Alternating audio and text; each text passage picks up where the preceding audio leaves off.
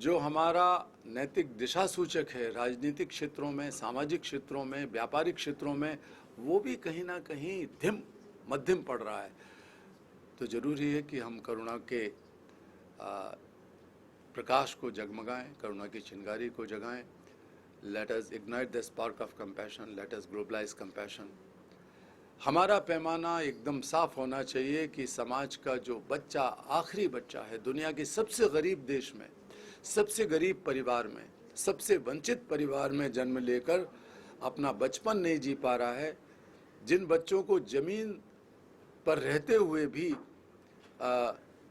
बचपन की आज़ादी नहीं मिल पा रही है, जो इंसान होते हुए भी जानवरों से कम कीमत पर ख़रीदे बेचे जाते हैं, अगर उनकी ये हालत है तो हमारी दुनिया अभी भी सभ्य नहीं है। सरकारों की जिम्मेदारी है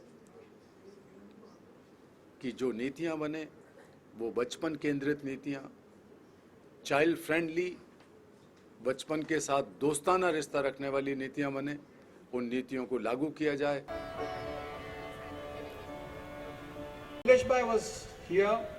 He quit his job, and a couple of years ago he came in contact with SVP, some of our partners. Nilesh Bhai was new, he had an idea, nothing else. He quit his job, and SVP was also very new in Ahmedabad. So the partners met. There were some discussions, and his passion and his idea that he had was phenomenal, and that was when the Banyan Tree Foundation was born.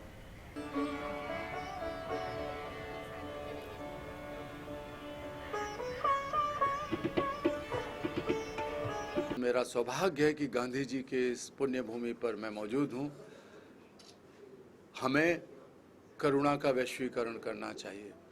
पश्चिमी जगत ने उपभोक्तावाद का, बाजार का वैश्वीकरण किया, भारत की ज़मीन से करुणा का वैश्वीकरण होना चाहिए।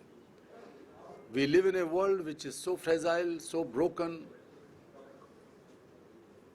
so violent, in spite of all the wealth we have created, all the most modern technological advancement we have made so far. हम बहुत सेलिब्रेट करते हैं कि इतनी ज़्यादा हमने यहाँ पहुँच गए, वहाँ पहुँच गए, ग्रहों पे, नक्षत्रों पे हम जा रहे हैं, लेकिन इसके बावजूद भी हम इंसान के पास नहीं पहुँच पा रहे हैं, जो सबसे दबा कुचला पिछड़ा है।